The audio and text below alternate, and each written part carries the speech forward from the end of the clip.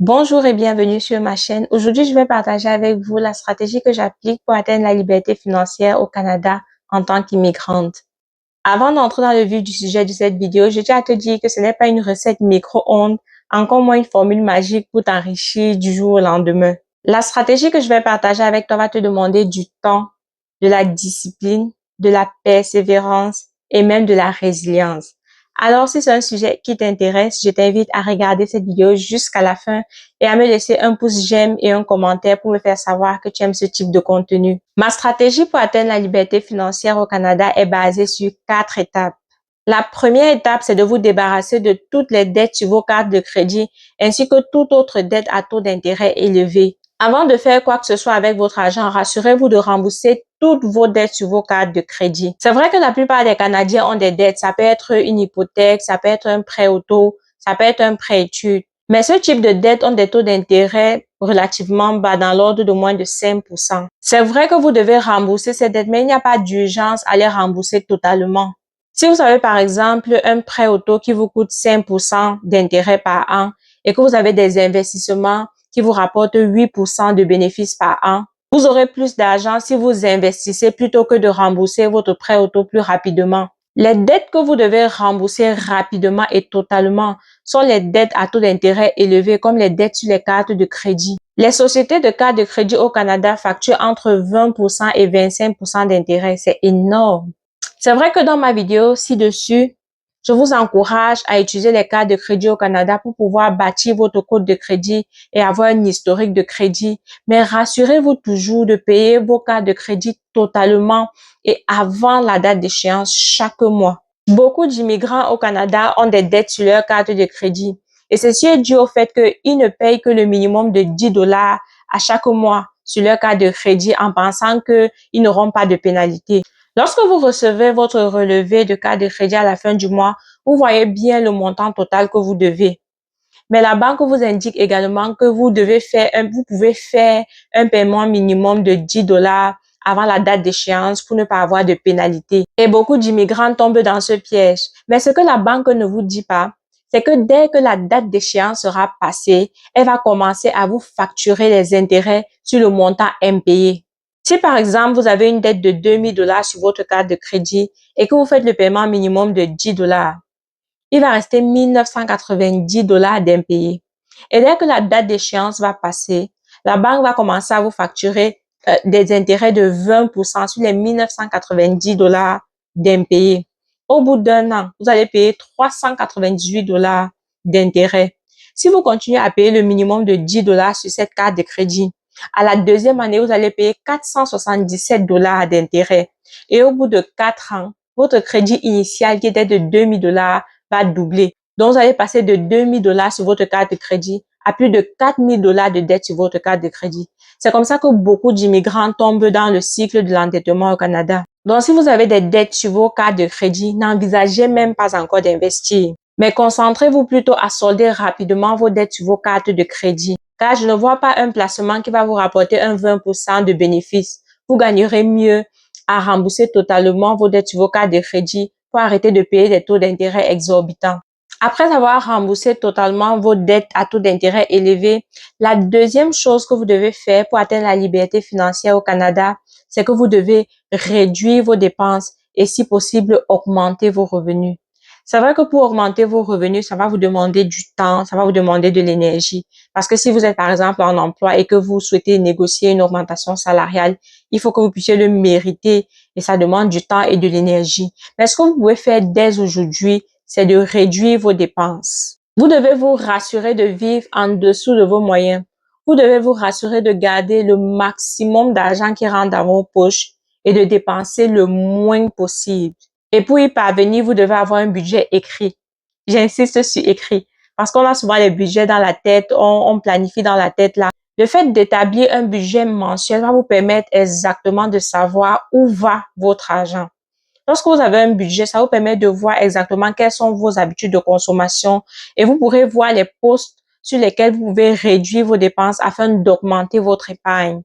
Et je tiens à préciser que votre budget, vous devez le réévaluer à chaque mois parce que les situations peuvent changer. Vous pouvez avoir une augmentation salariale ou bien vous pouvez avoir des charges qui sont variantes d'un mois à un autre. À chaque mois, vous devez pouvoir réévaluer votre budget afin de faire les ajustements nécessaires. Si vous êtes intéressé à voir comment est-ce que je fais mon budget mensuel, écrivez budget en commentaire et je reviendrai dans une vidéo pour vous montrer de façon détaillée comment est-ce que je fais mon budget mensuel. La troisième étape de ma stratégie pour atteindre la liberté financière, c'est de se constituer un fonds d'urgence. C'est quoi le fonds d'urgence? Le fonds d'urgence, c'est un montant que vous épargnez en vue de l'utiliser dans les situations imprévues de la vie, comme une perte d'emploi ou même une réparation importante sur votre auto. En fait, il sert de coussin de sécurité pour vos investissements. Imaginez que vous avez une réparation à faire sur votre auto d'un montant de 3 000 $. Vous pouvez utiliser votre fonds d'urgence pour payer le mécanicien pour ne pas avoir à toucher vos investissements. Et ensuite, vous allez juste devoir revoir votre budget pour reconstituer votre fonds d'urgence. Si dans une telle situation, vous n'aviez pas de fonds d'urgence, par exemple, vous serez tenté d'aller puiser dans vos investissements pour pouvoir payer le mécanicien. Et si vos investissements sont immobilisés, par exemple, dans les CPG ou bien dans l'immobilier, vous serez tenté d'utiliser votre carte de crédit pour payer le mécanicien. Voilà que vous allez utiliser un 3 000 $ sur votre carte de crédit qui n'était pas prévu. Et si à la fin du mois, vous ne soldez pas totalement votre carte de crédit, vous serez endetté sur votre carte de crédit avec un taux d'intérêt de 20%. Donc, vous voyez l'importance du fonds d'urgence. Pourtant, si vous avez un fonds d'urgence dans une telle situation, vous l'aurez utilisé sans avoir à payer un intérêt ou bien sans avoir à être bloqué parce que vous voulez l'argent, mais l'argent est immobilisé dans les investissements. Vous allez utiliser votre fonds d'urgence et le reconstituer tout doucement. Donc, c'est très important d'avoir un fonds d'urgence que vous placez de côté. C'est un argent qui doit être disponible. Vous devez le placer sur un compte d'épargne à taux d'intérêt élevé qui n'a aucun risque. Une fois que vous avez constitué votre fonds d'urgence, qui est un montant qui doit correspondre entre 3 mois et 6 mois de dépenses courantes, si vous n'avez pas de revenus, donc imaginez que vous n'avez pas de salaire, que vous devez vivre normalement, vous devez payer votre loyer ou bien votre hypothèque, vous devez manger, vous devez vous déplacer. Donc, vous devez estimer tout ce qu'il vous faut pour vivre pendant un mois. Vous multipliez par 3 mois ou bien fois 6 mois et ça va constituer votre fonds d'urgence que vous mettez de côté. Mais une fois que vous avez constitué ce fonds d'urgence, tout autre argent que vous avez, vous devez l'investir. On arrive donc à la quatrième étape de ma stratégie qui est l'investissement. Jusqu'ici, les 3 premières étapes dont j'ai parlé vous permettent de vous protéger et de protéger votre patrimoine. Mais si vous voulez maintenant fructifier votre patrimoine, il faut investir. Si vous remarquez bien, les étapes 1 à 3 vous permettent juste de vous protéger, de protéger votre patrimoine. Ça vous permet d'éviter de payer des intérêts faramineux aux sociétés de crédit. Mais jusqu'ici, vous ne créez pas encore de richesse. Si vous voulez maintenant créer de la richesse, il faut investir. Il faut que votre argent commence à travailler pour vous. Investir, c'est mettre de l'argent de côté aujourd'hui en espérant en gagner plus demain. Par exemple, si vous avez un 200 $ aujourd'hui et que vous décidez d'acheter une tennis Nike, cette tennis va vous procurer du plaisir et du bien-être à chaque fois que vous allez la mettre. Mais dès que ces 200 $ auront quitté vos poches pour faire l'achat de cette tennis Nike, les 200 $ vont disparaître à jamais. Mais si vous prenez les mêmes 200 $ et que vous décidez d'acheter une action de Nike, là, vous serez en train d'investir. Désormais, vous serez un petit propriétaire de la société Nike et vous aurez donc droit à une petite proportion de bénéfices de Nike. Dans les deux hypothèses, vous aurez fait sortir de l'argent de vos poches. Mais dans la première hypothèse, l'argent aura disparu pour toujours. Pourtant, dans la deuxième hypothèse où vous investissez dans une action de Nike, tous les 3 mois, Nike va vous verser un pourcentage de bénéfices en dividendes. Et au fil des années et de la croissance de la compagnie, votre action va également prendre de la valeur. Et si un jour vous décidez de vendre votre action, disons par exemple à 300 $, vous aurez fait un bénéfice de 100 $ sans compter les dividendes que vous avez perçus pendant tout ce temps. Vous voyez donc comment investir vous permet de fructifier votre argent.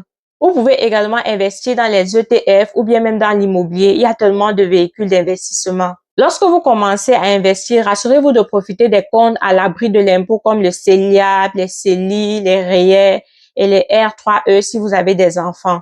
Voilà ma stratégie pour atteindre la liberté financière au Canada. 1.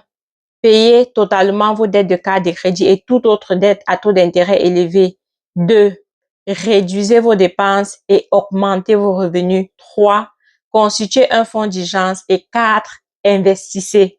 Comme je vous l'ai dit dès le départ, c'est pas une formule miracle pour devenir riche du jour au lendemain. Ça va vous prendre des années pour bâtir votre patrimoine, mais si vous respectez ces 4 étapes, vous pourrez certainement atteindre la liberté financière. Merci d'avoir regardé la vidéo jusqu'à la fin. N'oubliez pas de liker, de commenter et de vous abonner. Ce sera votre façon de m'encourager. D'ici à la prochaine vidéo, portez-vous bien. Bye bye.